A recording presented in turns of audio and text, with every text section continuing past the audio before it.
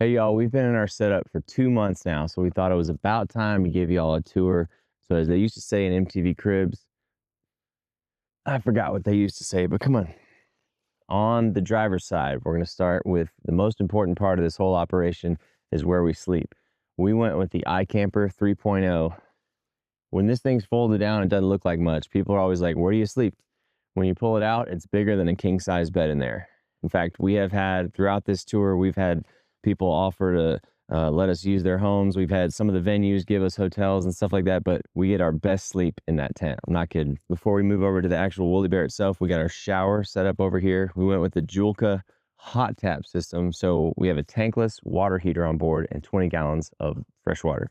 So directly underneath the tent, this woolly bear has a cargo deck that you can basically do whatever you want with it. So for us, our whole thing is storage. That's why we don't have a teardrop or a camper that we can live inside of, because we know with us, with our merch and our music, all stuff in the car, and then all of our adventure gear, we just know that if we had that kind of setup, there would be no room in there. We went with 3 roam boxes and an Arctic cooler on the back in case we need additional capacity in addition to our fridge. Underneath here is another big storage bin, spare tire, of course, and your standard Overland trash bag.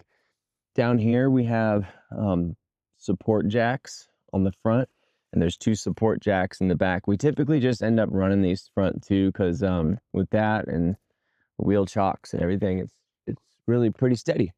Moving over to the front, which is the brains of the operation, this beautiful tongue box right here. We went with all these Red Arc products. So we have a 150 amp hour lithium battery, a 2000 watt inverter, and a DC-DC charger. We thought initially that a 2000 watt inverter would be overkill for just a 150 amp hour lithium battery.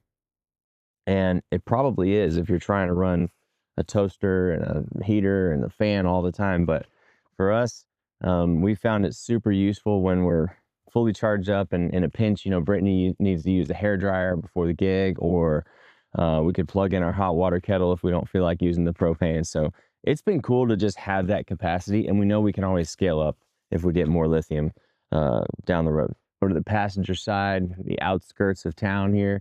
We got a Starlink Mini. We had to do it. We love being off grid, but we got to be on grid a little bit because we got to get stuff done. 160 watts of solar is really all that we need. So with that, our main thing to keep running is the fridge, right? The battery's super efficient. And if we could just keep our 45-liter Dometic fridge running, then we can basically stay off grid indefinitely. And so the fridge demand and even the Starlink demand and charging a bunch of things is less output than what our solar's putting in. So we are pretty much good for off-grid full-time living. The awning that you see here, it goes 270 degrees around, and it's also built by iCamper. It really helps with shade. Obviously, all the other elements that the world can throw at you, you're going to be protected under here. We are standing underneath the beautiful awning, and we're in our kitchen. So this folds down. We've got a stainless steel countertop, and this is where our stove will usually live. Everything you could imagine that you would have in a kitchen at home just kind of lives in here. To give ourselves some extra counter space, we set up the Pecos table where we can run our stove and also the sink. So this is the other half of that Julka system I was showing you earlier. We have the shower over there and we have the sink over here. Everything that you need to run this system comes inside this plastic bin. So when we're not at camp, everything folds in, all the hoses, the propane connect, and it lives in this bin inside the car. Check this out. Fully off grid, running the pump off the battery in the trailer. Bam. Water with really good pressure, I might add. Around the back, you'll see here, this is a slide where our Dometic 45-liter fridge lives. It's a perfect fit. We had to do a lot of research to find one that actually fit, but 45 liters for us, just the 2 of us, has been plenty. Back here is our road bikes, which we keep covered up. Doesn't always help from the dust, but it's the best we can do to keep these things as safe and as clean as possible. And then this is where we have it mounted. This is where the tankless water heater lives from Julka as well. So you'll have a water input, a water output, and your propane connect. And right here is all the hoses and connections and everything that I was talking about.